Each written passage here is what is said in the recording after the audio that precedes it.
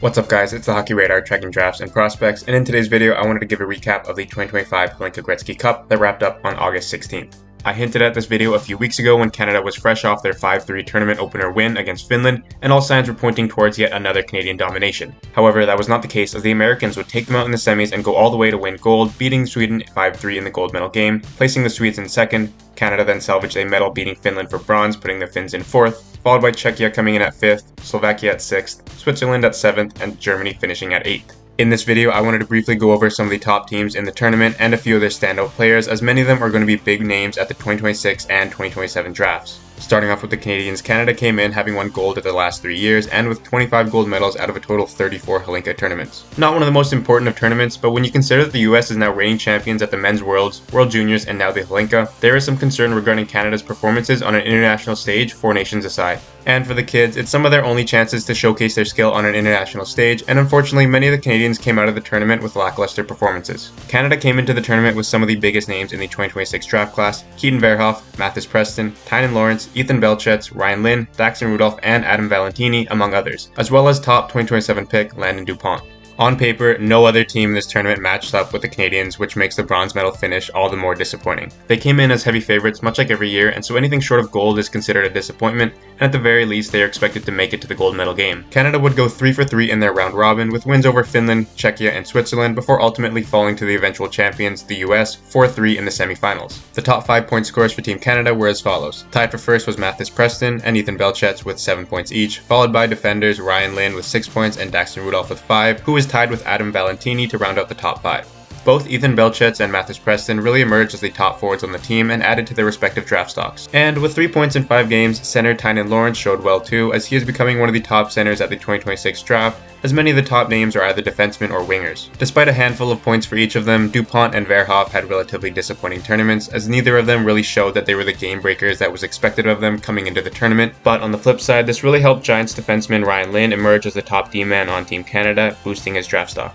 Additionally, forwards Beckham Edwards and Alessandro Di Iorio finished the tournament with only 3 points and 2 points respectively, which was disappointing as they were some of the bigger names on Canada's roster, and they could have used their offensive talents late in the tournament. So for the 2026 draft class, I have Preston, Belchetz, Lynn, and Lawrence all rising, with Verhoff, Edwards, and Di Iorio falling slightly. Overall, although Canada had some high-scoring games, much of their scoring came in the third period, as 16 of their 22 goals in the tournament came in the final period of the game, and this lack of early offense was what costed them the tournament, as you can't start playing 30 or 40 minutes into the game, especially against some of the stronger teams in the knockout stages. Canada will look to bounce back in future Hlinka tournaments, as well as the upcoming World Juniors, as once again they will go into that tournament as the favorites, and we will have to see how they can play with that pressure and those expectations. Next up, going to the other side, the winning side, Team USA, who actually lost to Sweden in the round robin before bouncing back and beating them 5-3 in the gold medal game.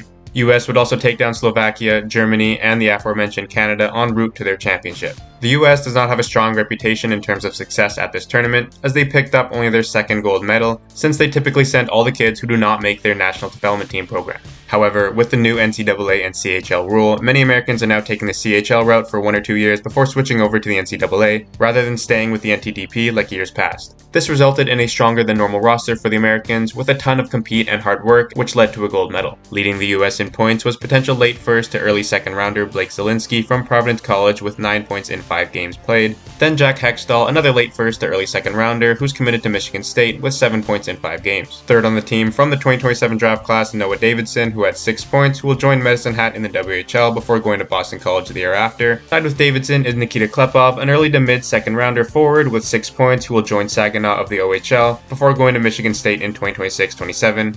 And in 5th, another 2027 draft pick, defenseman Levi Harper with 5 points, who will also join Saginaw of the OHL. As you can tell, many of these players are coming to the CHL before their NCAA commitments, showing the new trends that American players are following. Overall, the roster has many potential mid-round picks at next year's draft, as well as several 2027 draft class members, and despite some great performances, there were no real guaranteed first-rounders on this roster, but they played with so much energy and compete that they willed their way towards a gold medal, which is highly impressive considering the talent that they beat on Team Canada. I would expect Zelensky, Hextall, and Klepov's 2026 rankings to rise following this tournament, as the US looks to get more of their players into the 2026's first round, which is heavily favoring Canada and Europeans as of now. So remember those names, as you could potentially be hearing them on day 1 of next year's draft. Now on to Team Sweden, who usually finishes top 3 in this tournament, but goes another year without a gold medal, as they haven't won since their only gold medal back in 2007. Regardless, they did have a very strong showing, with a monster 10-0 win over Germany to start off the tournament. They would go 3 for 3 in the round robin, with wins over USA and Slovakia, and would beat Finland in the semis 6-5 before their gold medal loss to the US 5-3. Individually, their players had monster tournaments, with potential first-rounder Marcus Nordmark, a right winger ranked as high as 6th, putting together 12 points in 5 games, who will hopefully play in the SHL for Djurgårdens this year with fellow 2026 draft class member Viggo Bjork. Following Nordmark, Elton Hermansen, a winger and another potential first-rounder ranked as high as 9th, put up 11 points in 5 games, also belonging to the Djurgårdens hockey organization. Be on the lookout for both of these players' 2026 draft series videos coming out the next couple weeks. Third in points for Team Sweden, Axel Elofsson, potential mid to late first rounder, put up 11 points in 5 games, as he will return to the Örebro hockey club in Sweden. You could argue that their stats were padded by that 10-0 Germany game, however you cannot deny the skill and potential that each of these players showed during the tournament, as their stock should definitely rise following this year's Hlinka. Additionally, 2026 draft-eligible defenseman Malte Gustafsson turned some heads, as well as 2027 draft-eligible center Bosse Meyer from Frölunda in Sweden. As always, lots of promising talents coming out of Sweden this year, as we should see them all over the first round in 2026, with others who are not even on this Hlinka roster like Ivar Stenberg and Viggo Bjork. Going to the 4th place finisher, Team Finland had a solid tournament, as they are always a consistent top 4 team at the Hlinka Gretzky Cup. Surprisingly, Finland actually only put up 1 win in the round robin against Czechia, but their overtime loss to Switzerland was enough to propel them into the semis, ultimately falling to Sweden 6-5. 6'4" forward Oscar Hemming, brother of Dallas Stars 2024 first-rounder Emil Hemming, led the way for the Finns with 6 points in 5 games, as he is thought to be a late first to early second round prospect in the 2026 draft. 2026 defensive prospect Samu Alalori put up 4 points in 5 games for the Finns, as he could be an interesting prospect to watch this year, and Olli Walrus rounds out the top 3-point scorers as he put up 4 assists in 5 games and is another 2026 draft prospect. Some other players who are ones to watch out of Finland, 16-year-old Oliver Savanto, who already stands at a whopping 6'3", 209 pounds, and Juho Pipparainen, who could be a late first this year, who is a 6'2" defenseman with Tappara in Finland. Some potential late first to early seconds out of Finland this year, as they hope for some risers this season after going the entire 2025 first round without any representation. Some additional players from the bottom 4 teams that had solid tournaments: from Slovakia, Oliver Ozogany, who put up 4 goals in 4 games and is a 16-year-old from the USHL.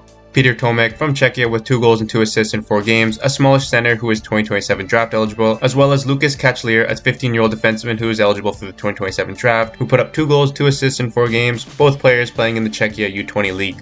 The Swiss had some solid showings despite their 7th place finish, with 17-year-olds Tim Munger and Janis Lutz each putting up a goal and 3 assists in 4 games, and center Fabrice Bouvard leading the team with 2 goals and 5 points. Germany's leading point scorer Louis Becker had a goal and assist in 4 games as a 2026 draft prospect, and when you consider they only scored 1 goal in the round robin and 2 goals in the 7th place game against Switzerland, the fact that he put up 2 points is more impressive than you think. Overall, a great showing from several of the top 2026 and 2027 draft prospects, as the Hlinka Gretzky Cup often is. Congratulations to the USA for capturing their 2nd gold medal and for beating both powerhouses in the Canadians and Swedes. Many of these players now return to their respective hockey teams, where they are in for a big draft-eligible season, and remember these names as you could hear several of them called on day 1 of next year's draft. That's all for today's video. Make sure to like and subscribe and let me know your thoughts down below. Lots of content to come, including more 2026 draft series videos, so make sure to stay tuned.